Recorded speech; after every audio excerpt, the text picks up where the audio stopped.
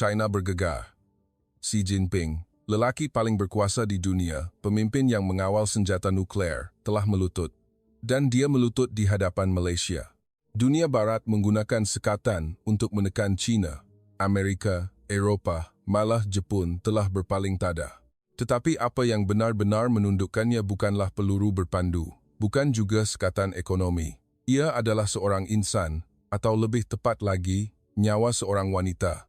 Putrinya, Xi Mingzhu, sedang nazak, dan satu-satunya negara yang mampu menyelamatkannya ialah Malaysia. Apa sebenarnya yang telah berlaku? Mari kita mulakan. 15 Mei 2025, Beijing. Nama saya Amir bin Rashid. Bekerja di bahagian perundingan tenaga di Syarikat Gas Asli China Selatan. Saya adalah salah seorang daripada segelintir rakyat Malaysia yang mampu bertutur dalam bahasa Mandarin selancar bahasa ibunda. Tahun ini, umur saya 45 tahun. Malam itu, saya sedang makan malam seorang diri di sebuah restoran di pusat bandar Beijing. Di luar tingkap, salji turun. Musim sejuk di China sentiasa mencengkam seperti biasa. Walaupun sudah hampir 20 tahun saya tinggal di negara ini, saya masih belum biasa dengan kedinginannya. Ketika itu, telepon saya berdering. Nombor yang tidak dikenali, tetapi saat saya melihat beberapa digit pertama, jantung saya seakan berhenti berdegup. Ia adalah talian khas dalaman Zongnanhai. Saya menjawab panggilan itu. Suara Li Wei, jurucakap Zongnanhai dan juga orang kepercayaan Xi Jinping, kedengaran. Tuan Amir, Tuan Pengerusi ingin berjumpa dengan Anda. Bolehkah Anda datang ke Zongnanhai pada pukul 10 pagi esok? Saya bertanya. Boleh saya tahu, ada urusan apa? Talian di sebelah sana senyap seketika. Kemudian Li Wei merendahkan suaranya. Cik Mingzhu sedang tenat. Garpu di tangan saya jatuh. Bunyinya yang nyaring bergema di seluruh restoran. Semua orang di sekeliling memandang saya. Tetapi saya tidak lagi dapat merasakan apa-apa. Xi Mingzhu. Sudah berapa lama saya tidak mendengar nama itu? 20 tahun telah berlalu, tetapi wajahnya masih jelas seperti baru semalam. Musim sejuk 2005, Beijing. Ketika itu, saya berumur 32 tahun, baru 2 tahun bekerja di cawangan China, sebuah konglomerat Malaysia, Nusantara Dynamics Corporation. Lulusan jurusan bahasa Mandarin, saya tidak menghadapi masalah untuk menyesuaikan diri dengan kehidupan di sini. Malah, saya berasa gembira seolah-olah sedang membawa misi untuk meneroka pasaran baharu. Pada bulan Disember tahun itu, saya menghadiri forum perniagaan antarabangsa Beijing sebagai wakil cawangan NDC China. Dewan itu sangat gah. Para hartawan baru China, pegawai kerajaan, pemimpin kanan syarikat asing semuanya hadir. Itulah kali pertama saya melihatnya. Seorang gadis berusia 22 tahun, berambut hitam panjang, mata yang bersinar dan kulit yang putih mulus. Tetapi yang menarik perhatian saya bukanlah penampilannya, tetapi saat dia melangkah ke atas pentas untuk berucap.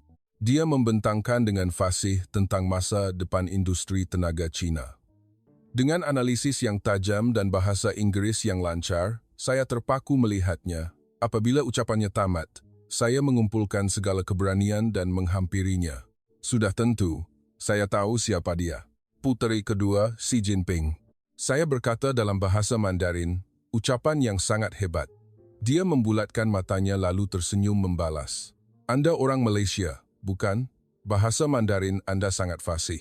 Saya tersenyum berkata, kerana saya menyukai negara ini, saya belajar dengan tekun. Dia juga tersenyum. Sehingga kini, saya masih ingat senyuman itu, begitu suci dan hangat. Saya Mingzhu, panggil sahaja saya Zhu. Itulah permulaannya. Kami secara semula menjadi rapat. Sering menggunakan alasan mesyuarat kerja untuk bertemu. Sebenarnya, saya sangat menyukai masa yang dihabiskan bersamanya. Dia bijak, cergas, dan yang paling penting, ikhlas, membuatkan orang lupa siapa ayahnya. Musim bunga 2006, saya melamarnya. Di sebuah kafe kecil di tepi sungai di Beijing, sambil memandang ais yang sedang mencair di luar tingkap, saya berkata dengan suara yang gemetar, Zhu, saya cintakan awak. Matanya berkaca, tetapi itu bukan air mata kesedihan. Saya juga, Amir, saya juga cintakan awak. Kami mula bercinta secara berhati-hati. Kerana statusnya, kami tidak boleh bertemu secara terbuka. Tetapi itu tidak penting, kerana dapat bersama sudah lebih daripada cukup. Tahun 2007, saya melamarnya dengan sebentuk cincin platinum bertatahkan berlian kecil yang saya reka sendiri. Tidak mewah, tetapi mengandungi semua keikhlasan saya. Apabila dia menangis dan mengangguk, saya merasa seolah-olah telah memiliki seluruh dunia.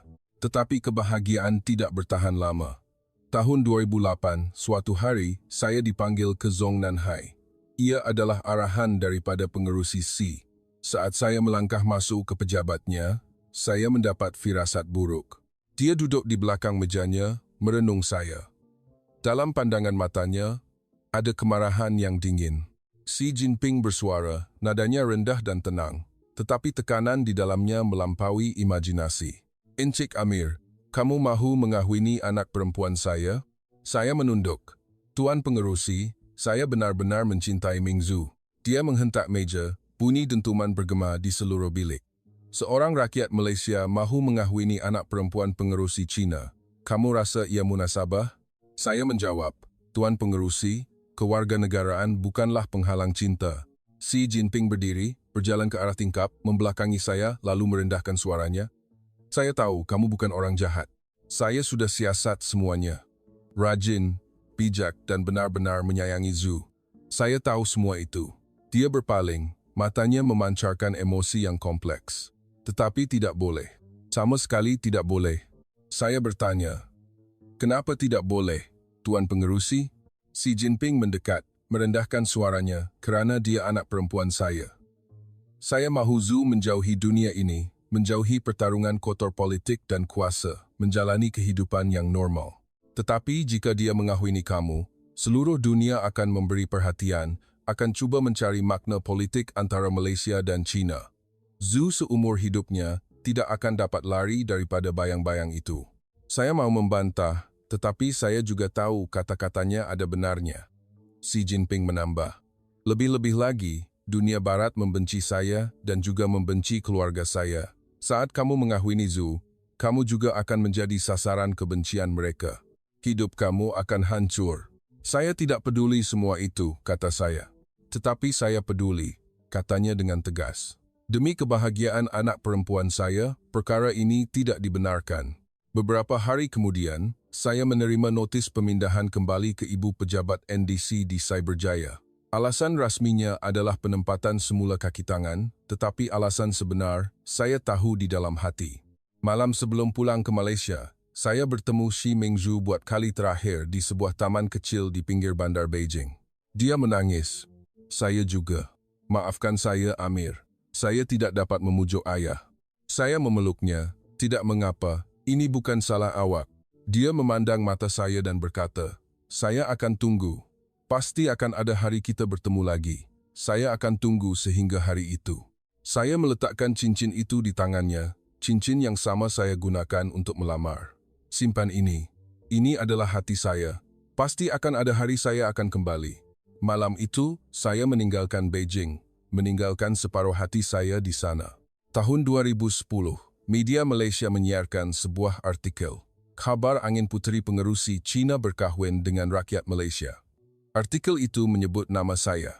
Saya tidak tahu dari mana berita itu bocor, tetapi seluruh Cina dan Malaysia terkejut. Wartawan datang kepada saya. "Adakah ia benar? Adakah Anda benar-benar bercinta dengan puteri pengerusi C?" Saya menafikannya, mengatakan, "Kami tidak mempunyai hubungan seperti itu. Ia satu pembohongan, tetapi saya tidak boleh mengaku untuk melindunginya. Kerana sekali saya mengaku, Xi Mingzhu akan menjadi sasaran media seluruh dunia. Dan yang paling saya takuti ialah kemarahan Xi Jinping, bukan terhadap saya, tetapi terhadapnya. Pandangan masyarakat menakutkan saya, dan demi kasih seorang ayah, ini adalah perkara yang sama sekali tidak boleh saya akui." Tahun 2011, saya mendengar berita Xi Mingzhu telah berkahwin. Pasangannya adalah anak seorang taikun Cina. Saya minum berhari-hari. Walaupun telah kembali ke ibu pejabat NDC, saya tidak dapat menyesuaikan diri. Wanita yang saya cintai telah berkahwin dengan orang lain, terasa seperti hidup saya telah berakhir. Tetapi saya bangkit semula. Saya kembali ke China, bukan ke NDC, tetapi ke syarikat gas asli China Selatan sebagai perunding tenaga, memanfaatkan kebolehan berbahasa Mandarin dan hubungan tempatan untuk memulakan kerjaya baru. Dan yang mengejutkan, saya masih berhubung dengan Naib Presiden NDC Dato' Iskandar. Sebulan sekali, dia akan menelepon, "Amir, apa kabar? Ceritakan berita di China." Pada mulanya, saya tidak faham mengapa dia perlu berhubung dengan saya, tetapi kemudian saya sedar. NDC memerlukan sumber maklumat penting di China dan tiada rakyat Malaysia yang lebih memahami keadaan tempatan selain saya. Saya bekerja di syarikat China Selatan, secara semula jadi bergaul dengan tokoh-tokoh dalam dunia politik dan perniagaan China. Kadang-kadang, saya juga bertemu pengerus CC di persidangan berkaitan tenaga. Setiap kali melihat saya, dia akan menunjukkan pandangan yang kompleks tetapi tidak bercakap. Saya juga begitu. Berita tentang Xi Mingzhu hanya saya dengar secara tidak langsung. Pada tahun 2018, dia bercerai dan kembali bekerja dalam penyelidikan akademik. Tetapi saya tidak menghubunginya secara langsung. Saya rasa saya tidak layak. Begitulah, 17 tahun berlalu. 15 Mei 2025, kembali ke masa kini. Xi Mingzhu sedang tenat. Kata-kata Li Wei terus bergema di kepala saya. Sepanjang malam saya tidak dapat tidur. Apa yang telah berlaku padanya? Pukul 10.00 pagi keesokannya, saya tiba di Zongnanhai, melepasi pintu keselamatan melalui koridor yang panjang.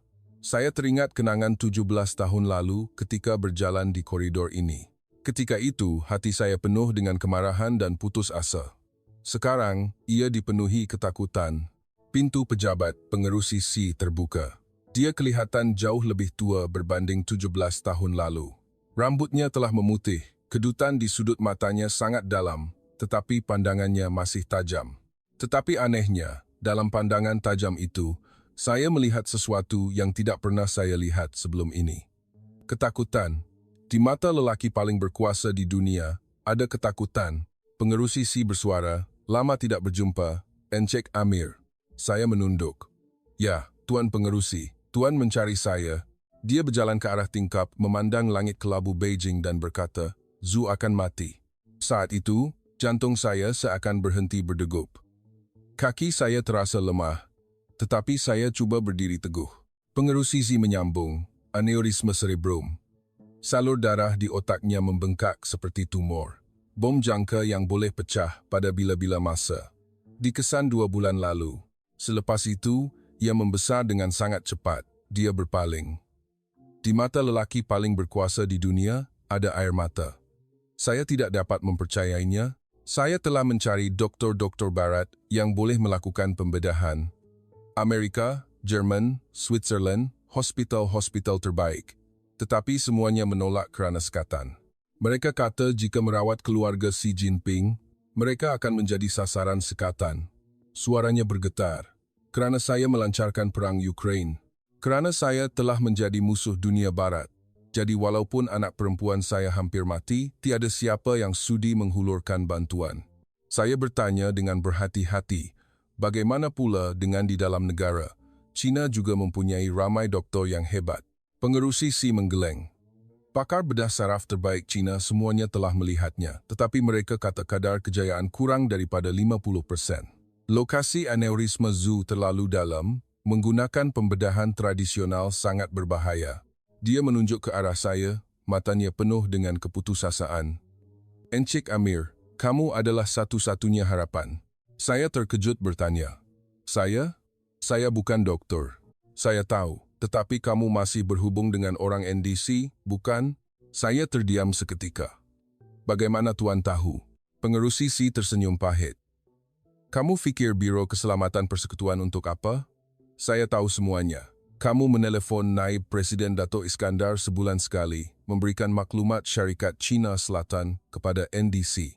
Belakang saya berpeluh sejuk. Rahsia ini terbongkar sepenuhnya. Ditangkap di tempat kejadian kerana kesalahan pengintipan pun tidak menghairankan. Tetapi, pengerus CC berkata sesuatu yang tidak dijangka. Saya sangat berterima kasih. Terima kasih kepada kamu, saya dapat mengikuti pergerakan NDC. Kamu sangat berguna untuk kedua-dua pihak kita." Dia melangkah setapak lebih dekat. "Encik Amir, sejujurnya, Malaysia mungkin satu-satunya jawapan. Saya berkata, "Apa maksud Tuan? Pusat Perubatan Antarabangsa Kuala Lumpur. Dengar kata di sana ada peralatan pembedahan AI terbaru. Sistem robotik yang boleh melakukan pembedahan aneurisma cerebrum dengan ralat 0.10 mm. Seluruh dunia hanya ada 5 tempat yang mempunyai peralatan ini. China tidak ada." Matanya memandang lurus ke arah saya. "Bolehkah kamu menghubungi NDC untuk saya? Tanyakan sama ada mereka boleh menyelamatkan Zhu. Jika saya meminta secara langsung, pasti akan ditolak. Tetapi jika kamu yang meminta, mungkin akan berbeza." Saya diam beberapa saat, fikiran saya bercelaru. Saya teringat apa yang lelaki ini telah lakukan kepada saya 17 tahun lalu. Dia telah memisahkan saya dan Ming Zhu, merosakkan hidup saya.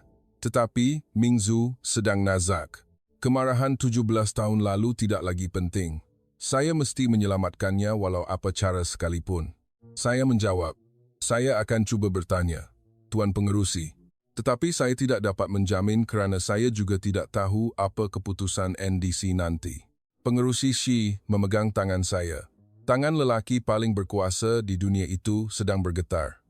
"Terima kasih, Encik Amir. Sungguh-sungguh terima kasih." Kemudian dia menambah dengan suara yang rendah dan bergetar, "17 tahun lalu saya telah silap. Memisahkan kamu dan Zhu adalah kesilapan terbesar saya. Saya minta maaf. Saya tidak dapat berkata apa-apa. Permintaan maaf yang saya tunggu selama 17 tahun. Tetapi sekarang, itu tidak lagi penting. Menyelamatkan Ming Zhu, hanya itu yang penting." Saat saya melangkah keluar dari Zongnanhai, dalam kepala saya hanya ada satu fikiran, mesti hubungi NDC sekarang, serta-merta. Tetapi pada masa yang sama, keresahan melanda.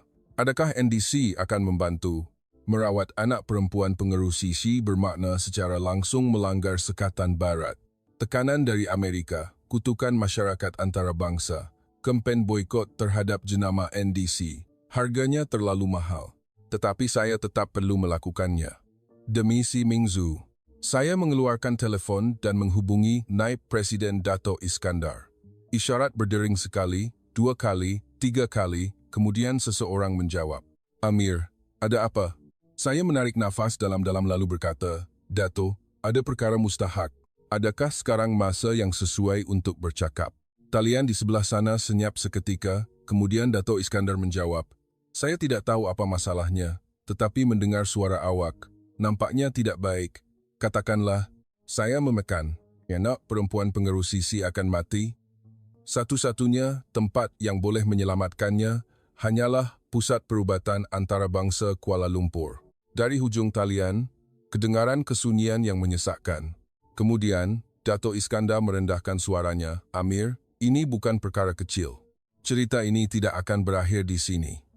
Apakah keputusan yang akan dibuat oleh NDC? Bagaimana pejabat Perdana Menteri akan bertindak balas? Bagaimana Ming Zhu akan dibawa ke Malaysia? Semuanya kelihatan mustahil. Tetapi mengubah yang mustahil menjadi mungkin, itulah Malaysia." 15 Mei 2025, waktu Malaysia. Naib Presiden Dato' Iskandar berada di pejabat eksekutifnya di Ibu Pejabat NDC di Cyberjaya ketika menerima panggilan daripada Amir Rashid. Beliau seorang veteran korporat yang telah berkhidmat dalam lembaga pengarah NDC selama hampir 20 tahun, telah melalui pelbagai jenis krisis. Penstrukturan semula NDC semasa krisis kewangan Asia, persaraan pengasasnya, cabaran-cabaran baru pengerusi penggantinya. Beliau telah melihat segala-galanya, seorang yang tidak mudah terkejut. Tetapi saat mendengar kata-kata Amir Rashid, riak wajahnya berubah. "Putri pengerusi Xi, aneurisma cerebrum." Dari hujung talian, suara Amir Rashid kedengaran. "Ya, Dato', keadaannya sangat kritikal. Hospital Barat, semuanya telah menolak. Pasukan perubatan Cina mengatakan kadar kejayaan kurang daripada 50%, hanya sistem pembedahan AI di KLIMC yang menjadi satu-satunya harapan." Dato' Iskandar terdiam berfikir. Ini bukan masalah perubatan semata-mata, tetapi masalah rumit yang melibatkan politik antarabangsa, diplomasi, ekonomi dan sekatan.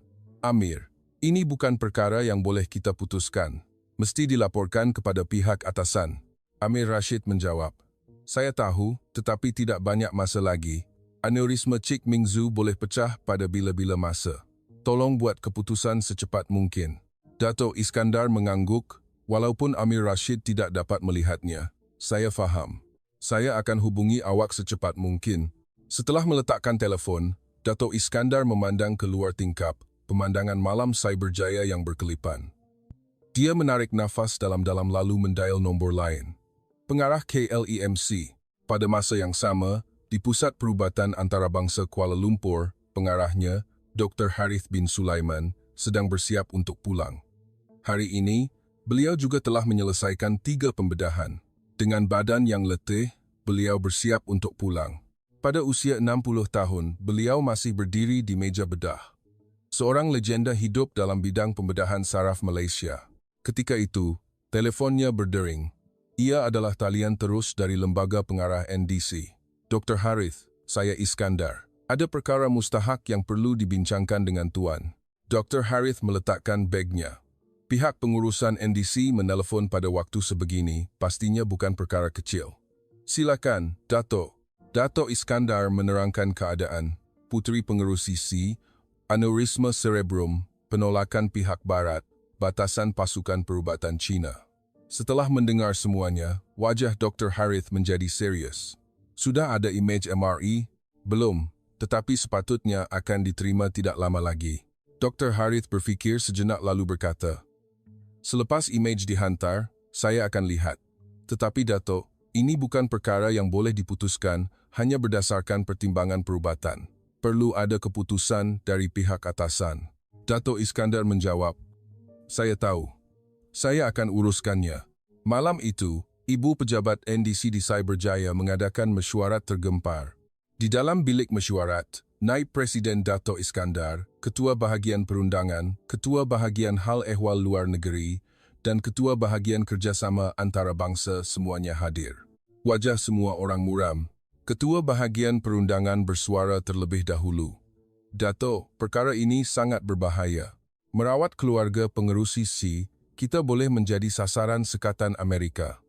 Seluruh perniagaan NDC di Amerika boleh terjejas. Malah industri semikonduktor Malaysia juga boleh terkesan.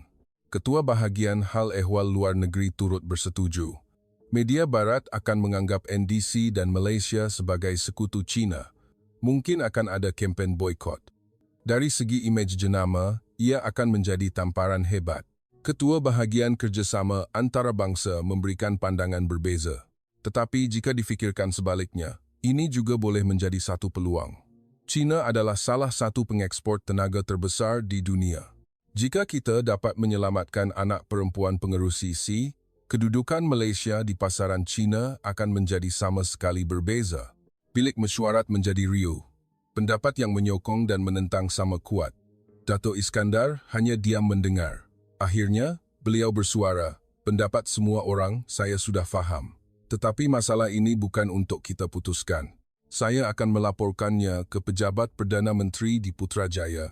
Keesokan paginya, di Putrajaya, Dato' Iskandar, dengan laporan yang telah disiapkan malam tadi, berdiri di hadapan Ketua Setiausaha Majlis Keselamatan Negara. Ketua Setiausaha itu perlahan-lahan membaca laporan, wajahnya tidak menunjukkan sebarang emosi. Seketika kemudian, beliau bersuara, bagaimana pendapat dalaman NDC? Dato' Iskandar menjawab, pendapat terbahagi. Satu pihak bimbang tentang risiko sekatan, satu pihak lagi melihat peluang di pasaran Cina. Tetapi sejujurnya, lebih banyak yang menentang. Ketua Setiausaha mengangguk. Saya akan laporkan kepada Perdana Menteri. Perdana Menteri Malaysia, setelah mendengar laporan itu, terdiam lama. Wajahnya sangat serius. Wajah seorang yang sedang berhadapan dengan keputusan yang melibatkan nasib negara. Akhirnya, Perdana Menteri bersuara, sebelum apa-apa pertimbangan lain, ini adalah isu kemanusiaan. Ketua Setiausaha bertanya, apa arahan Tan Sri? Perdana Menteri menjawab, teruskan dan bantu mereka. Tanpa syarat, Ketua Setiausaha berkata dengan berhati-hati. Tetapi Tan Sri, saya bimbang tentang reaksi Amerika. Mereka mungkin akan menimbulkan masalah dengan alasan melanggar sekatan. Perdana Menteri menggeleng. Di hadapan nyawa seorang anak perempuan, kita tidak boleh meletakkan syarat. Itu adalah nilai kemanusiaan. Tidak kira siapa Xi Jinping, anak perempuannya tidak bersalah. Merawat orang sakit bukanlah politik, itu adalah tugas asas manusia. Beliau menambah, isu dengan Amerika, saya sendiri akan jelaskan. Maklumkan kepada NDC dan hospital, tanpa syarat, berikan usaha sepenuhnya untuk menyelamatkan nyawa. Menerima berita itu, Dato' Iskandar segera memanggil mesyuarat lembaga pengarah NDC. Tuan-tuan, Putrajaya telah meluluskan. Mereka meminta kita membantu tanpa syarat. Lembaga pengarah mengangguk.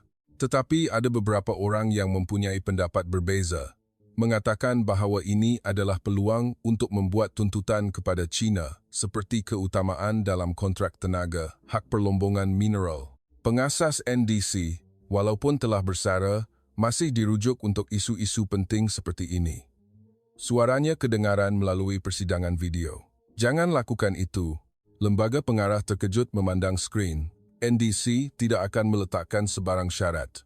Itulah cara Malaysia. Pengasas itu menyambung, menuntut balasan semasa menyelamatkan nyawa, itu adalah peras ugut. Keuntungan yang diperoleh dari peras ugut tidak akan bertahan lama, tetapi budi baik dari pertolongan yang ikhlas tidak akan pernah dilupakan. Beliau menambah, tidak kira apa yang China lakukan atau tidak lakukan, tugas kita adalah menyelamatkan nyawa. Itulah sebabnya Malaysia boleh berada di kedudukan ini. Dato' Iskandar sangat terharu. Bekerja di NDC selama hampir 20 tahun, ini adalah kali pertama beliau melihat keputusan yang begitu tegas dan bersih. Saya faham, Tan Sri Pengasas. Kita akan teruskan seperti itu. Beijing, Zhong Nanhai. Amir Rashid menyampaikan berita itu kepada pengerusi C. Tuan Pengerusi, NDC telah berhubung. Mereka kata pembedahan boleh dilakukan, hanya perlu hantar imej MRI Cik Mingzu. Selepas pemeriksaan, mereka akan mengaturkan jadual. Wajah pengerusi C menunjukkan kelegaan, tetapi cepat-cepat diganti dengan pandangan curiga. Apa syaratnya? Apa yang Malaysia minta? Amir Rashid menjawab, tiada syarat, Tuan Pengerusi. Pengerusi C membulatkan matanya. Tiada syarat. Merawat anak perempuan pengerusi C tanpa meminta apa-apa? Amir Rashid mengangguk. Ya. Dengar kata, Perdana Menteri Malaysia sendiri yang memberi arahan, mengatakan tidak boleh meletakkan syarat di hadapan nyawa seorang anak perempuan. Pengasas NDC juga mengatakan perkara yang sama. Pengerusi C terdiam lama. Sesuatu melintas di matanya. Adakah itu air mata atau riak wajah tidak percaya? Akhirnya, beliau bersuara, tidak dapat difahami. Dunia Barat mengatakan anak perempuan saya mati pun tidak mengapa. Malaysia pula kata, tanpa sebarang balasan pun akan menyelamatkannya. Amir Rashid menjawab, Tuan Pengerusi, Malaysia adalah negara seperti itu. Sebuah negara yang menghulurkan bantuan ketika dalam kesusahan. Sebuah negara yang tetap berjalan di laluannya sendiri, walaupun ditekan oleh China. Pengerusi C berjalan ke arah tingkap, memandang langit musim sejuk Beijing, merendahkan suaranya, 17 tahun lalu, saya telah silap. Saya telah memandang rendah orang Malaysia. Menghalau kamu, memisahkan kamu dan Zhu, semuanya salah saya. Beliau berpaling, matanya penuh dengan keazaman. Baiklah, saya akan hantar imej dan bawa Zhu ke Malaysia. Bagaimana caranya? Amir Rashid menjawab, NDC kata mereka akan menghantar jet pribadi dengan pasukan perubatan dan peralatan. Tetapi Tuan Pengerusi, tindakan ini mesti dirahsiakan sepenuhnya. Pengerusi C mengangkat keningnya. Kenapa? Jika Amerika tahu, mereka akan menghalang. Begitu juga China, dalaman China juga tidak boleh bocor. Perlu dirahsiakan sepenuhnya. Pengerusi C mengangguk. Saya faham, saya sendiri akan mengarahkan Biro Keselamatan Persekutuan. Bilangan orang yang tahu tentang tindakan ini akan diminimumkan.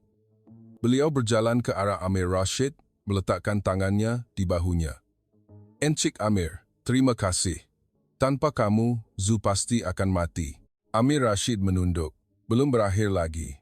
Cik Mingzu mesti sampai ke Malaysia dengan selamat, pembedahan juga mesti berjaya. Sebelum itu, kita tidak boleh berasa lega. Pengerusi C mengangguk. Saya tahu. Tetapi saya percayakan kamu. Kemudian beliau berhenti sejenak. Pergilah jumpa Zhu. Dia pasti ingin berjumpa dengan kamu.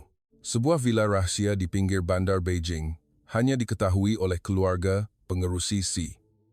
Biro Keselamatan Persekutuan mengawal ketat. Amir Rashid melangkah masuk ke vila itu.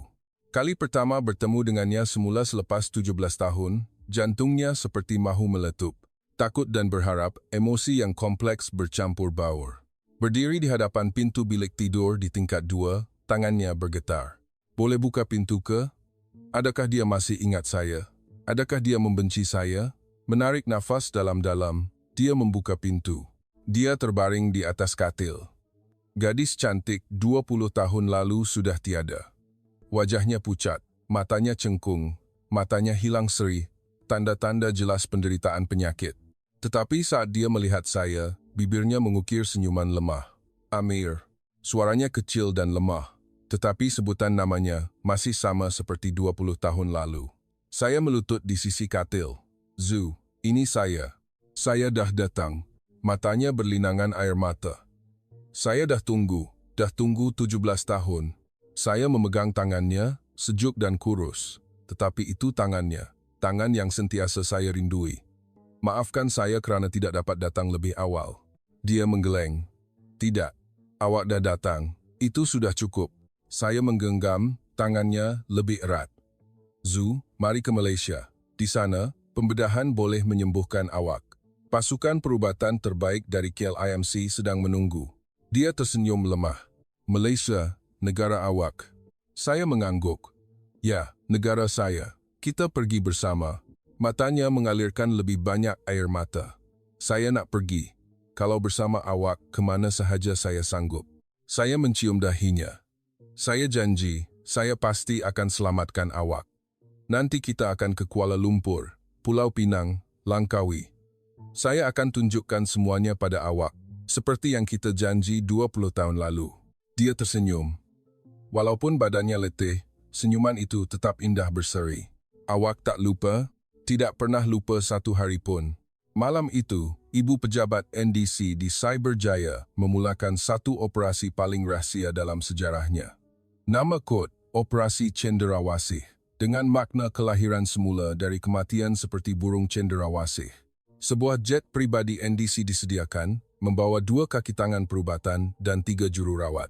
Di dalam pesawat, dilengkapi dengan peralatan perubatan paling canggih. Mesin MRI mudah alih, sistem pemantauan vital, peralatan pembedahan kecemasan. Ia tidak ubah seperti sebuah unit rawatan rapi terbang. Titik berlepas. Lapangan terbang antarabangsa Kuala Lumpur, KLIA. Destinasi. Sebuah landasan terbang tentera rahsia di pinggir bandar Beijing.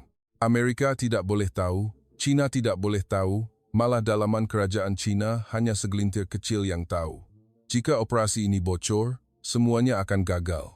Jet pribadi NDC berlepas. Naib Presiden Dato' Iskandar berdiri di lapangan terbang melihat pesawat itu pergi, perasaannya bercampur baur.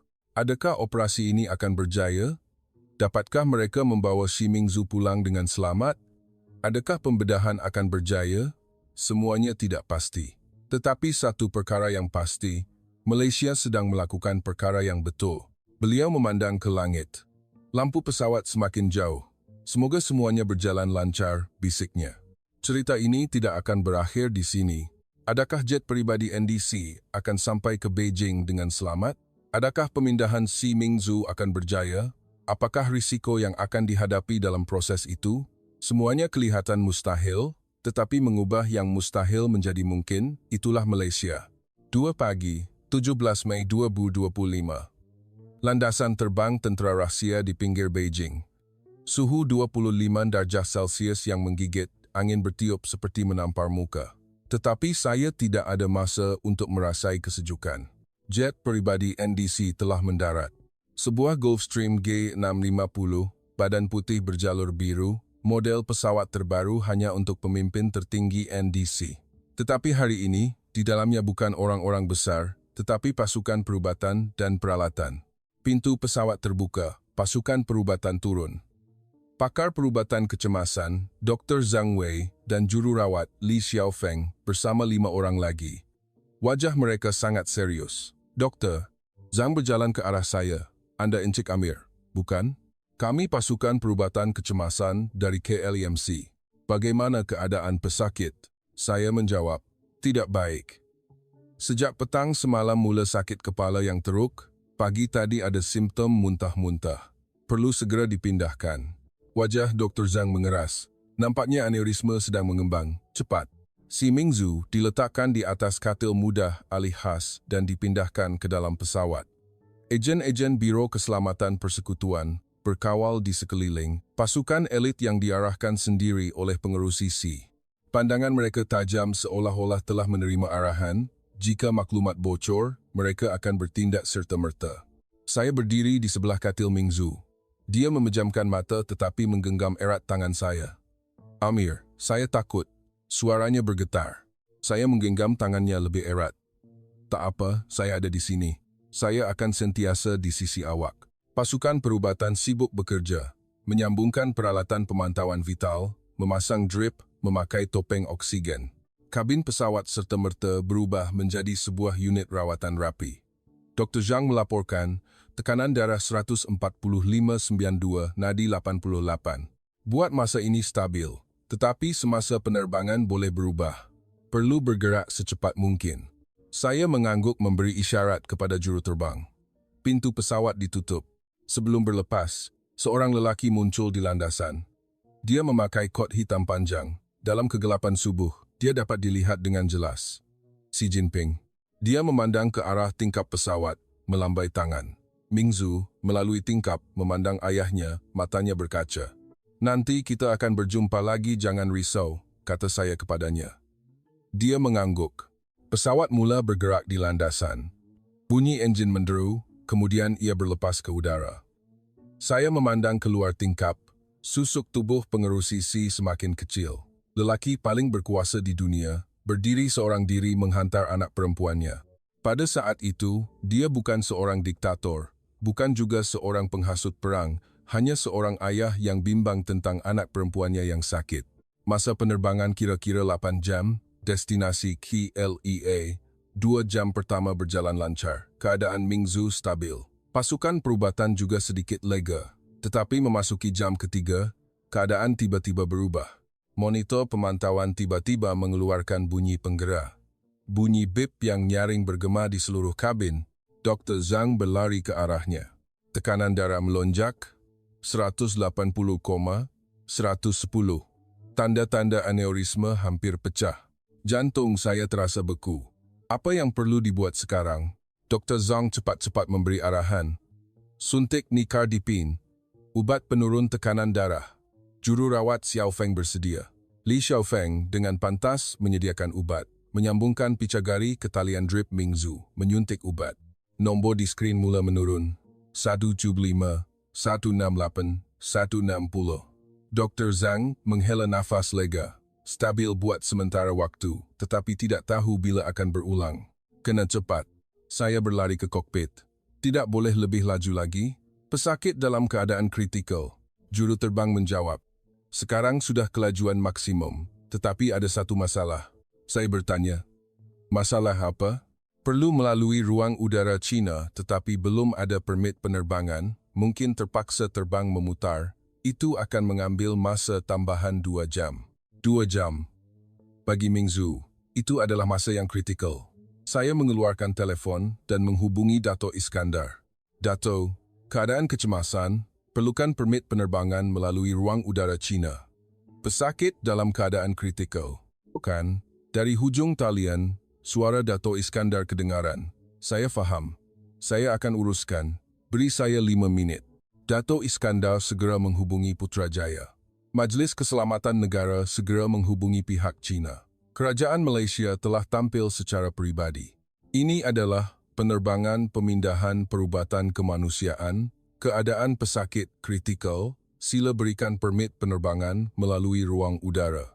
Pihak China pada mulanya menunjukkan kesukaran kerana tahu ini adalah penerbangan yang membawa anak perempuan pengerusi China. Dari segi politik, ia sangat sensitif. Tetapi pihak Malaysia tidak berputus asa.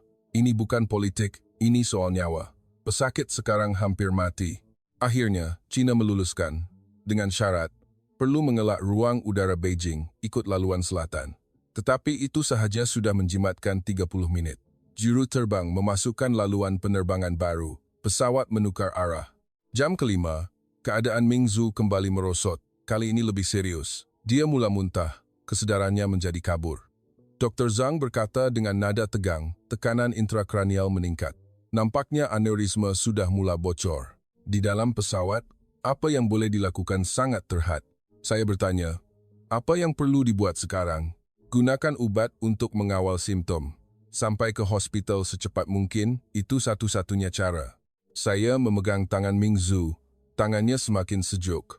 Zhu, bertahanlah. Bertahan sedikit lagi. Kita hampir sampai.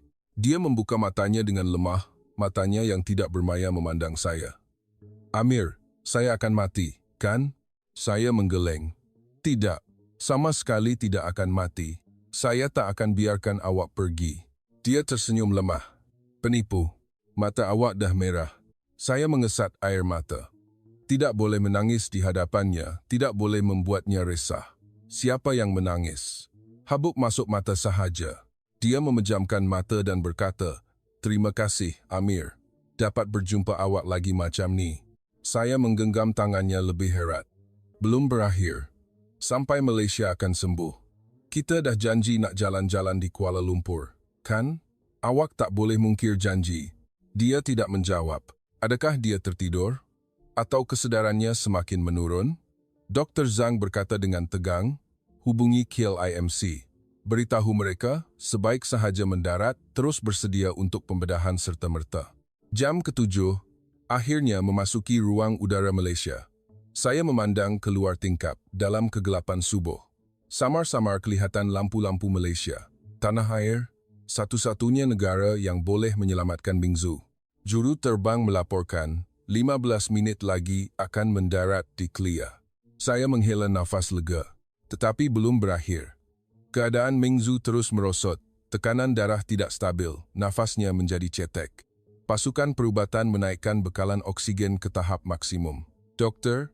Zhang berkata, selepas mendarat dalam masa 30 minit mesti sampai ke hospital. Baru sempat untuk golden hour pembedahan. 30 minit. Dari KLEA ke KLIMC biasanya mengambil masa 1 jam. Tetapi Malaysia telah bersedia. 10:23 pagi. 17 Mei 2025, KLIA, jet pribadi NDC mendarat di landasan. Pesawat belum berhenti sepenuhnya, 3 buah kereta hitam telah menghampiri. Kenderaan khas dari pejabat Perdana Menteri, tanpa nombor plat. Pintu pesawat terbuka, pasukan perubatan meletakkan Ming Zhu di atas pengusung dan membawanya turun. Dia memakai topeng oksigen, tidak sedarkan diri. Saya juga turun bersama. Udara pagi yang sejuk menusuk muka, tetapi saya tidak merasai apa-apa. Saya hanya melihat Ming Zhu, seorang penyelaras muda yang dihantar oleh KLIMC berlari ke arah kami. Encik Amir, kenderaan sudah sedia. Polis pengiring sedang menunggu arahan. Kami akan bawa ke hospital dalam masa yang paling singkat. Ming Zhu dimasukkan ke dalam sebuah ambulans khas. Saya juga naik bersama. Kenderaan mula bergerak. Kereta polis pengiring di hadapan. Siren bergema memecah kesunyian pagi. Kenderaan lain semuanya memberi laluan. Seluruh Malaysia seolah-olah memberi laluan untuk nyawa seorang insan. Saya memegang tangan Ming Zhu, memandang keluar tingkap. Pemandangan pagi Kuala Lumpur berlalu dengan pantas. Menara berkembar Petronas kelihatan megah di kejauhan, tetapi saya tidak ada mood untuk menikmati keindahan itu. Saya hanya memandang Ming Zhu. Dr. Zhang terus memantau keadaan Ming Zhu. Tekanan darah dapat dikekalkan, tetapi perlu pembedahan segera. Tiada masa lagi, pemandu memecut. Semua lampu isyarat berwarna hijau. Seseorang di pusat kawalan telah menukar semua isyarat menjadi hijau untuk kami. Inilah kekuatan Malaysia. Tepat 28 minit kemudian, kenderaan tiba di tempat letak kereta bawah tanah KLIMC. Di hadapan pintu lift, satu pasukan perubatan berkot putih sedang menunggu. Lebih 10 orang. Di tengah-tengah mereka, seorang lelaki pertengahan umur berambut putih, tetapi matanya lebih tajam daripada orang muda. Dr. Harith bin Sulaiman, pakar bedah saraf terulung KLIMC, legenda hidup pembedahan otak Malaysia. Beliau menghampiri, memeriksa keadaan Ming Zhu. Refleks pupil, tekanan darah, nadi. Tindakannya pantas dan tepat. Keadaan serius. Aneurisma sudah mula bocor. Pembedahan serta-merta. Beliau memandang saya. Anda ahli keluarga? Saya menjawab, ya, saya ahli keluarganya. Beliau mengangguk. Kami akan berikan usaha sepenuhnya. Tetapi sejujurnya, pembedahan ini tidak mudah. Kerana sudah mula berdarah, kadar kejayaan lebih rendah daripada jangkaan awal. Saya bertanya, berapa peratus? Kira-kira 65%. Kaki saya terasa lemah. Seorang jururawat di sebelah memegang saya. 35% kemungkinan Ming Zhu akan mati. Dr. Harith meletakkan tangannya di bahu saya. Tetapi kami ada senjata kami. Sistem pembedahan mikroskopik berpandukan AI. Seluruh dunia hanya ada 5 hospital yang ada peralatan ini. Dan ini salah satunya. Matanya bersinar. Saya pasti akan selamatkan dia. Tolong percayakan saya. Ming Zhu dibawa masuk ke Dewan Bedah. Saya memegang tangannya, tetapi di hadapan pintu, terpaksa melepaskannya. Zhu, saya akan tunggu. Mesti kembali, ya. Pintu Dewan Bedah tertutup. Saya terduduk di kerusi di bilik menunggu. Saya mula berdoa. Walaupun tidak beragama, pada saat itu, asalkan Tuhan, mana-mana Tuhan pun boleh. Tolonglah selamatkan Ming Zhu. Cerita ini tidak akan berakhir di sini. Adakah pembedahan akan berjaya? Adakah Ming Zhu akan selamat? Selepas operasi rahasia ini diketahui dunia, apa yang akan berlaku? 6 jam pembedahan, pertarungan 0-10 mm, sempadan antara hidup dan mati. 11 pagi, 17 Mei 2025. Dewan Bedah, KLIMC. Dr. Harith bin Sulaiman berdiri di hadapan meja bedah. Pakar bedah saraf dengan 30 tahun pengalaman, pakar perubatan terkemuka Malaysia yang telah melakukan beribu-ribu pembedahan otak. Tetapi pembedahan hari ini tidak seperti biasa. Beliau tahu siapa pesakitnya, puteri pengerus sisi. Kejayaan atau kegagalan pembedahan ini boleh mengubah hubungan antara Malaysia dan China, malah keadaan dunia. Tetapi Dr. Harith telah membuang fikiran itu dari kepalanya. Di atas meja bedah, bukan anak seorang ahli politik, hanya seorang pesakit, satu nyawa yang perlu diselamatkan. Pasukan pembedahan sudah bersedia. Seorang pakar bius, 2 pembantu, 3 jururawat Dewan Bedah, dan seorang jurutera sistem panduan AI. Seramai 8 orang tertumpu di Dewan Bedah. Dr. Harith bersuara, mulakan pembedahan. Kaedah pembedahan adalah intervensi endovaskular. Tidak membuka tengkorak tetapi memasukkan kateter kecil dari arteri femoral, menolaknya hingga ke salur darah otak dan mengisi aneurisma dengan gegelung logam. Gegelung itu akan menyumbat aneurisma, risiko pecah akan hilang. Bunyinya mudah, tetapi sebenarnya ia adalah kerja yang memerlukan ketepatan yang melampau. Salur darah otak lebih halus daripada sehelai rambut. Kesilapan 1 mm boleh membunuh pesakit. Dr. Harith memandang monitor. Sistem panduan AI telah membina semula model 3D salur darah otak pesakit, menganalisis lokasi, saiz, dan kelajuan aliran darah aneurisma dalam masa nyata. Saiz aneurisma 870 mm, lokasi di cabang arteri cerebrum tengah. Tahap kesukaran tertinggi, lapor seorang pembantu. Dr. Harith mengangguk. Saya tahu. Mari kita mulakan. Kateter dimasukkan ke dalam arteri femoral pesakit. Monitor memaparkan laluan kateter dalam masa nyata. Melalui aorta abdomen, menaik sepanjang arteri karotid. Tangan Dr. Harith bergerak dengan berhati-hati, mengendalikan setiap milimeter. Sedikit kesilapan boleh merobek dinding salur darah.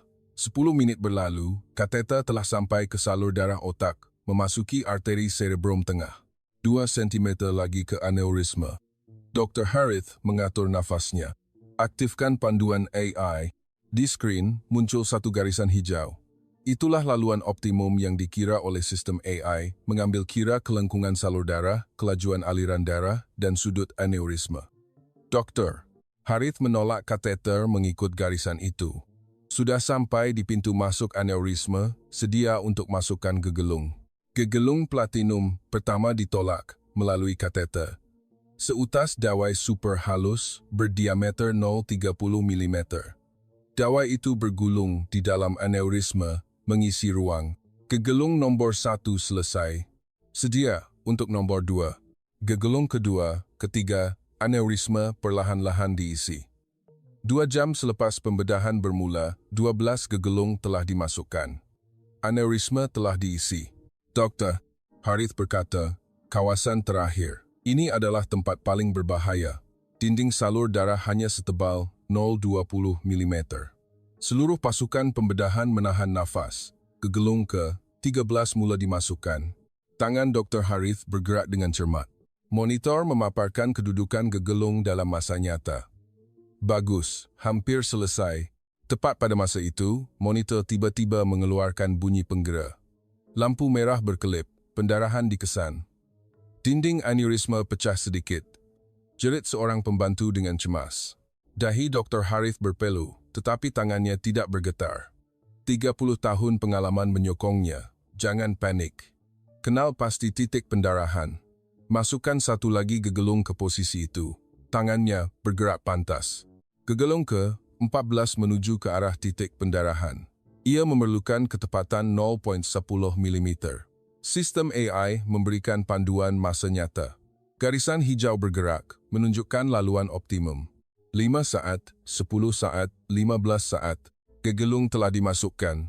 Lampu merah di monitor padam. Pendarahan telah berhenti. Dr. Harith menghela nafas lega. Risiko telah berlalu.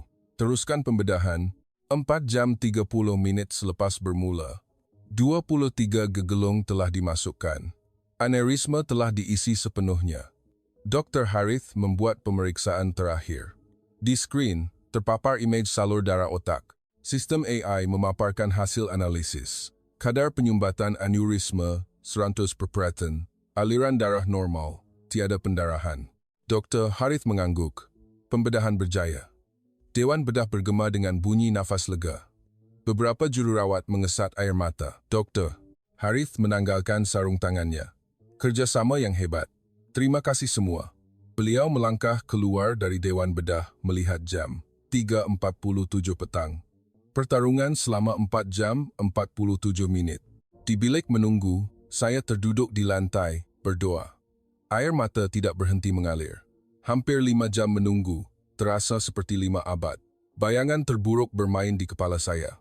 Pembedahan gagal, pendarahan otak, keadaan vegetatif, kematian. Pelbagai fikiran ngeri menyeksa saya. Ketika itu, pintu Dewan Bedah terbuka. Dr. Harith melangkah keluar. Dahinya, selepas menanggalkan topeng, penuh dengan peluh. Saya melompat berdiri. Bagaimana, dokter? Dr. Harith memandang saya, lalu perlahan-lahan tersenyum. Berjaya. Kaki saya terasa lemah. Seorang jururawat di sebelah memegang saya. Aneurisma telah ditutup sepenuhnya.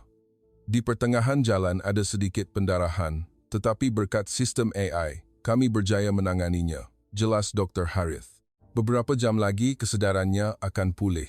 Selepas pemerhatian beberapa hari, jika tiada masalah, boleh dipindahkan ke ward biasa. Saya memegang tangan Dr. Harith.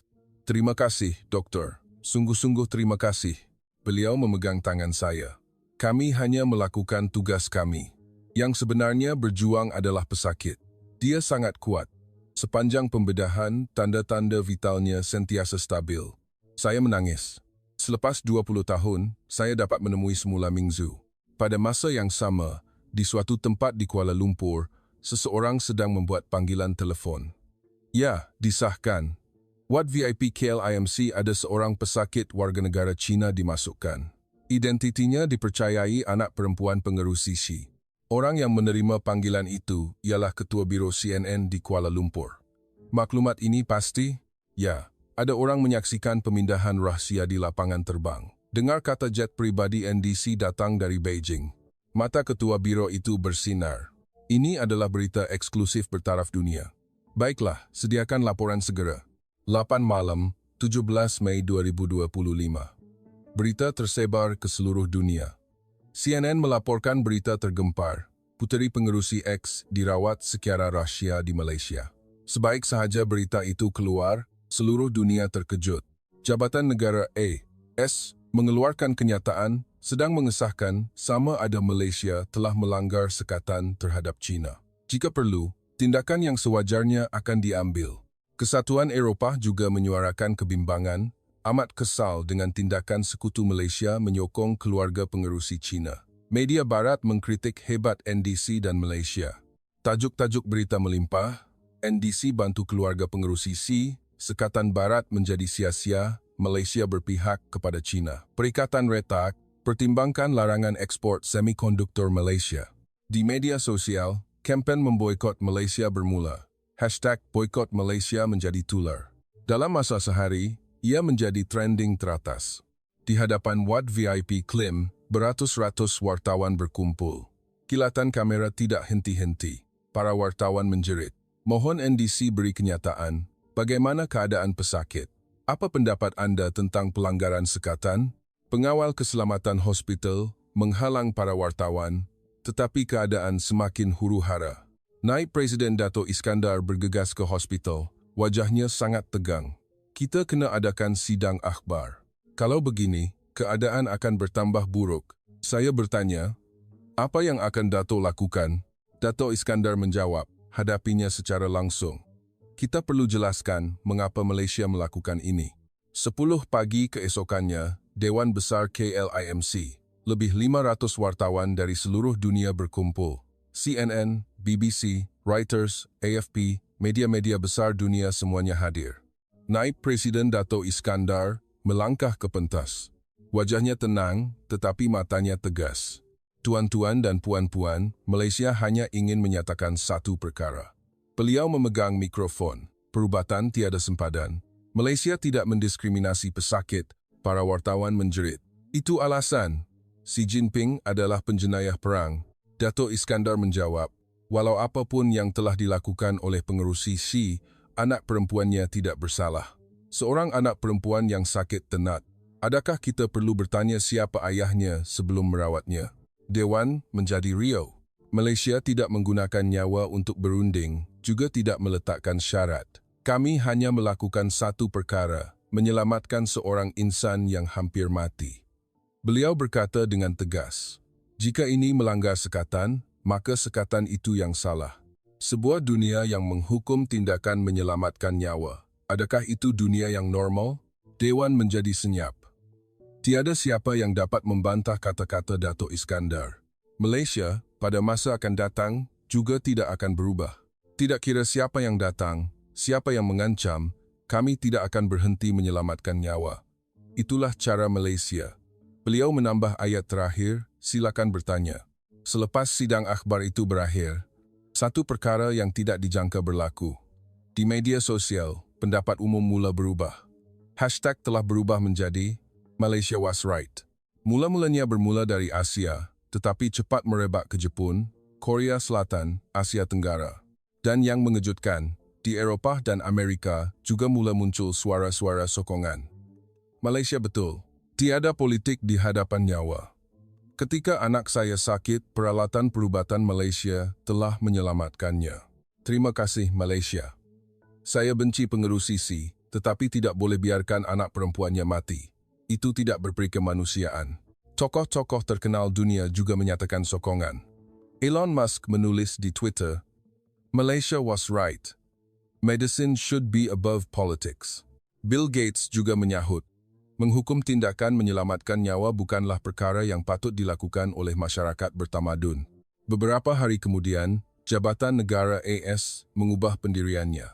Tindakan perubatan KLIMC dianggap sebagai perkhidmatan kemanusiaan, bukan sasaran sekatan. Malaysia telah menang. Sebulan kemudian, perubahan mula berlaku secara senyap. Kerajaan China secara rahsia melonggarkan peraturan import untuk produk semikonduktor dan elektronik Malaysia.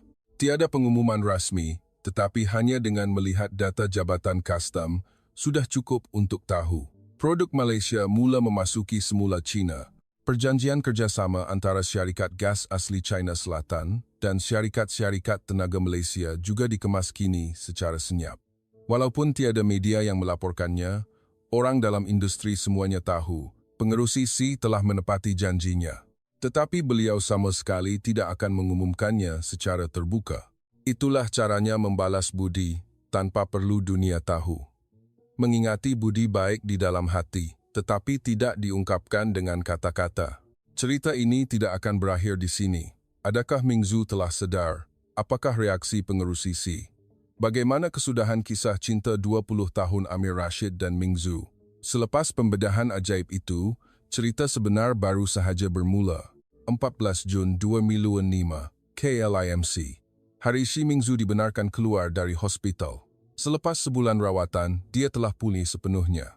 Keputusan imbasan MRI terakhir menunjukkan aneurisma telah ditutup dengan sempurna, fungsi otaknya juga tidak terjejas. Ia adalah satu keajaiban. Sebelum meninggalkan Wat, Mingzhu memegang tangan Dr. Harith. Doktor, Anda telah menyelamatkan nyawa saya. Saya tidak akan lupakan budi ini. Dr. Harith tersenyum. Kami hanya melakukan tugas kami. Sila jaga kesihatan. Mingzhu berkata sambil menangis. Saya tidak sangka teknologi perubatan Malaysia begitu hebat. Apa yang tidak dapat dilakukan oleh negara barat, Malaysia telah lakukannya. Terima kasih, Malaysia. Malam itu, jet pribadi NDC berlepas dari Kelia menuju ke Beijing. Xi Mingzhu telah kembali ke pangkuan ayahnya. Saya berdiri di balai menunggu VIP lapangan terbang, melihat pesawat itu pergi sehingga badannya yang putih hilang di sebalik awan. Hati saya berat. Tetapi dia dapat kembali dengan selamat sudah cukup untuk disyukuri. Beberapa hari kemudian, Dato' Iskandar menghubungi saya. Amir, Zhong Nanhai telah menghantar surat rahsia. Surat yang ditulis sendiri oleh pengerusi Xi. Bukan surat rasmi, tetapi surat tulisan tangan. Kandungannya seperti berikut. Ucapan terima kasih yang tidak terhingga kepada Pusat Perubatan Antarabangsa Kuala Lumpur dan Malaysia. China tidak akan pernah melupakan budi menyelamatkan nyawa anak perempuan saya. Buat masa ini, kerana perang, saya tidak dapat mengumumkannya secara terbuka. Tetapi saya berjanji, selepas perang ini berakhir, saya akan membuka semua pintu agar teknologi perubatan dan industri semikonduktor Malaysia dapat berkembang pesat di bumi China. Ini adalah balasan terkecil yang dapat saya lakukan. Dato' Iskandar berkata, satu dokumen bersejarah. Suatu hari nanti, janji ini akan ditunaikan. Saya memandang keluar tingkap. Langit Kuala Lumpur biru cerah. Malaysia telah menghulurkan bantuan tanpa syarat. Walaupun di bawah tekanan ketenteraan China, walaupun dalam pengasingan diplomatik, Malaysia tidak goyah. Teknologi NDC, tempat yang menghasilkan lebih 90% semikonduktor canggih dunia. Itulah lengan Malaysia, dan keajaiban yang dicipta oleh lengan itu suatu hari nanti akan kembali dalam bentuk peluang yang lebih besar, pintu yang lebih luas. Itulah kekuatan Malaysia. Malaysia, walaupun kecil tetapi kuat. Negara nasi lemak dan teh tarik, tetapi pada masa yang sama, negara yang memiliki teknologi perubatan dan AI terkemuka di dunia. Walaupun China tidak mengakuinya, seluruh dunia tahu tentang Malaysia. Sebuah negara yang menyelamatkan nyawa, sebuah negara yang memimpin dunia dengan teknologi, itulah Malaysia. Malaysia boleh, ya.